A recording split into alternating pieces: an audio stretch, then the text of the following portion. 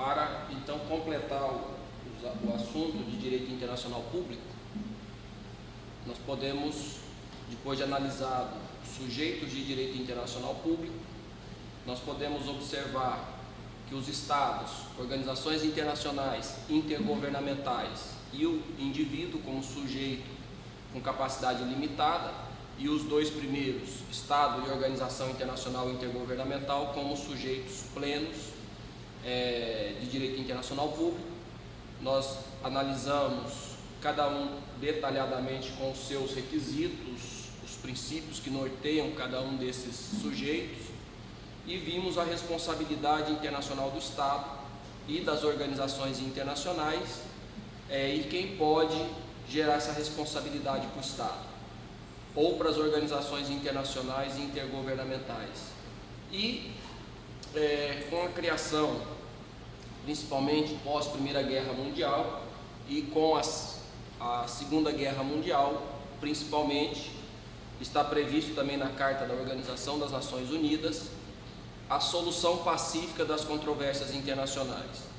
O que nós temos que deixar muito claro é que os estados ou as organizações internacionais e intergovernamentais, mas principalmente os estados, são administrados ou governados por pessoas. E as pessoas têm problemas de relação interpessoal, e muitas vezes essas relações interpessoais acabam afetando as relações entre os estados ou propriamente as relações entre as organizações internacionais.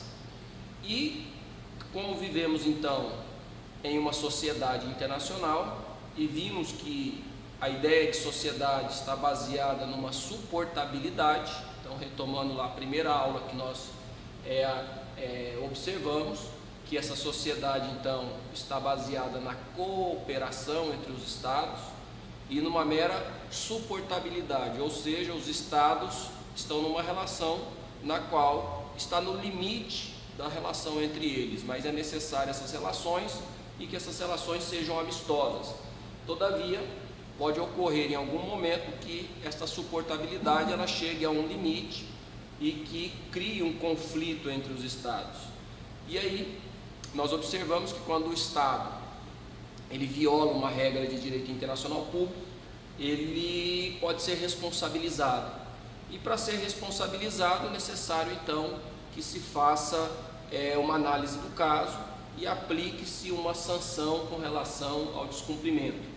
E nós vamos observar essa sanção, análise dessa sanção pelo meio jurisdicional ou também pelo meio semijudicial, que é a arbitragem, e vamos observar também que essa turbulência ela pode ser resolvida de uma forma diplomática, de um meio diplomático.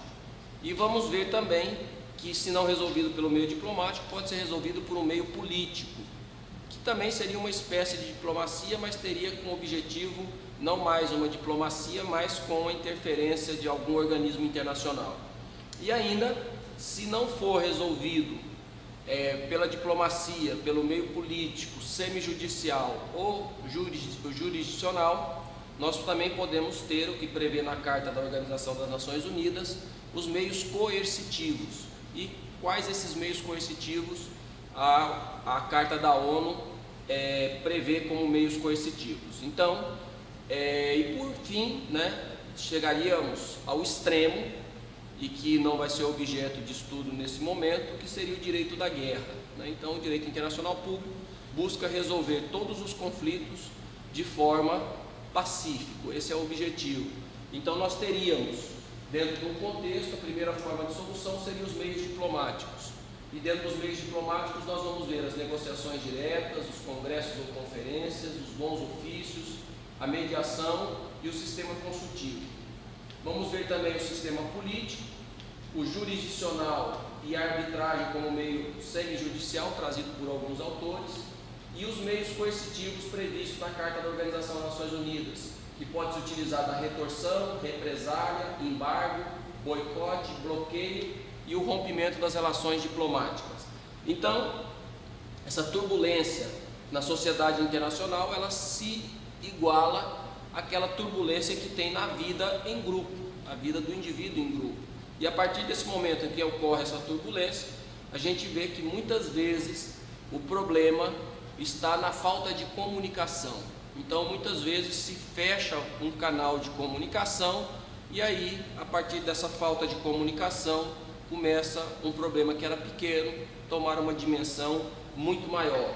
Então, a gente vai ver que tanto nesses meios, nessas soluções pacíficas, seja no diplomático, político, nós vamos ver que abre-se uma porta de conversa, um meio de diálogo, uma forma de comunicação entre os estados para que eles cheguem a uma solução dos seus conflitos de uma forma amistosa e resolvam o conflito por eles próprios, que talvez seja a melhor forma de solucionar um conflito, são as próprias partes colocando fim a esse conflito e não buscando um meio jurisdicional, mas se não fizer de forma voluntária ou diplomática, eles podem buscar ou o sistema jurisdicional, uma corte internacional, ou pode constituir uma comissão de arbitragem. E nessa arbitragem também se equipara ao jurisdicional. A sentença proferida pelos árbitros tem o mesmo valor da sentença proferida por uma corte. E por último, se não chegar a uma solução e não se precisa esgotar os outros anteriores, pode-se buscar um meio coercitivo, e a gente vê várias dessas coerções sendo aplicadas no cenário jurídico internacional para tentar encaminhar para que o Estado volte a conversar, para que esse Estado volte a dialogar. Então, o meio coercitivo nada mais é do que forçar o Estado a sentar e abrir um canal de comunicação para que volte a conversar com os outros Estados. Então, a gente vê que essa diferença entre os seres humanos, entre os indivíduos, também se transfere para essas diferenças entre os Estados. E o fato se agrava ainda mais porque nós não temos uma autoridade superior, que seria o judiciário obrigatório, né, que poria fim a esse conflito. Nós vimos que a última etapa de solução de tendências evolutivas no direito internacional público é a jurisdicionalização, que seria essa ideia de corte obrigatória para a solução dos conflitos.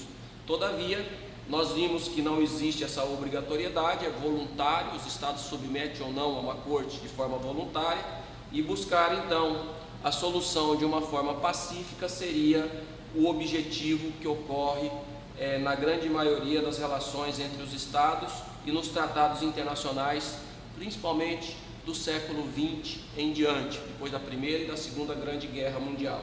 Então nós temos que os estados estão sujeitos a estas controvérsias, a essas divergências de interesses ou conflitos desses interesses, também estão sujeitos às mais diferentes relações, inclusive porque gerido por pessoas, essas pessoas também têm paixões e acabam transferindo essas paixões na administração do Estado, e a gente observa que esses conflitos muitas vezes são inevitáveis, mas são resolvíveis, são inevitáveis, porém resolvíveis mediante a aplicação pacífica das controvérsias internacionais. E a gente observa que nesse contexto o direito internacional muitas vezes, com a ausência dessa jurisdicionalidade, acaba buscando soluções de outra forma que poderia trazer uma pacificação no cenário jurídico internacional. E a gente busca então que cada Estado, de uma forma organizada, de uma forma ordeira, resolva os seus conflitos sem buscar se recorrer, como se fazia no passado, à guerra. A gente observou na questão histórica que a guerra lá nos séculos anteriores era a regra e os momentos de paz era a exceção. E o objetivo da sociedade internacional, principalmente pós Segunda Guerra Mundial, ainda no final do século XIX em diante, é buscar as soluções de forma pacífica. Então, nós vamos observar que a regra agora é a paz, e um momento de exceção e a última ratio do direito internacional público seria um momento de guerra, e que os Estados devem evitar por todos os meios chegar a este momento máximo de eclosão de uma disputa armada. Então a gente observa que se buscou ao extremo entre as relações diplomáticas a conquista deste momento de solução pacífica das controvérsias, inclusive com a criação da Organização das Nações Unidas. E ela foi responsável por evitar diversos momentos calamitosos na sociedade internacional, momentos que se chegou a acreditar que não havia soluções, e se põe fim a essa belicosidade da sociedade e se retoma uma relação amistosa. E nós temos relações como, por exemplo, a Guerra Fria, talvez foi o momento mais marcante em que Estados Unidos e ex-União Soviética chega ao final de uma discussão, resolvendo as suas diferenças mediante tratados de não armamento nuclear, derrubar o muro que separava, a Alemanha Oriental da Alemanha Ocidental, e constrói pontes ao invés de levantar muros. Então, nesse momento, a gente observa que a ONU teve uma participação significativa e hoje 193 países acreditam nessas soluções de forma pacífica. E se alguma controvérsia não for resolvida de forma pacífica, nós vamos buscar outros meios e evitar que se chegue a este ato extremo do momento da guerra. E a gente pode analisar também que por muito menos do que ocorre hoje na sociedade internacional, em séculos anteriores foram deflagradas grandes guerras, e aí guerras que tiveram longos períodos de 100 anos, 30 anos e assim sucessivamente. Então a gente observa que esses momentos de guerra não é mais possível se chegar sem antes tentar esgotar essas soluções pacíficas. E aí nós poderíamos observar que poderíamos atender nessa sociedade internacional e verificar alguns momentos que poderiam chegar a divergências de um vulto maior, como, por exemplo, a violação de tratados internacionais, ou muitas vezes ofensa aos princípios correntes do direito internacional público, ou também desconhecimento de direito de um Estado com relação ao direito de outro Estado. Esses são os momentos talvez mais discutíveis em relação jurídica no direito internacional público, e aí a gente observa que essas soluções, ou elas serão classificadas de soluções políticas ou de soluções jurídicas. E aí as soluções políticas nós vamos envolver diplomacia, a própria questão política, meio semijudicial, o próprio jurisdicional entraria numa questão jurídica já, e os meios coercitivos que estariam um pouco fora das soluções pacíficas, mas que não chegaria a deflagrar a um momento de guerra. Então, esses momentos políticos, a gente acaba tendo um reflexo muitas vezes econômico. Então, primeira coisa que nós temos que fazer sobre soluções pacíficas das controvérsias internacionais é conceituar do que nós estamos falando. Então, a própria Corte Internacional de Justiça, a Corte Permanente de Justiça Internacional, em 1924, ela chega a um conceito do que seria a solução pacífica dessas controvérsias internacionais. No caso Mavromatikis, que diz que é todo desacordo existente sobre determinado ponto de fato ou de direito, toda oposição de interesses ou teses jurídicas entre dois Estados ou entre Estados e organizações internacionais. Esse desacordo pode ter naturezas mais diversas, podendo ser econômica, política, cultural, científica, religiosa, mas também assuntos mais simples, como a interpretação de uma cláusula de um tratado internacional. Então, controvérsia sobre esse aspecto é todo desacordo existente sobre determinado ponto de fato ou de direito.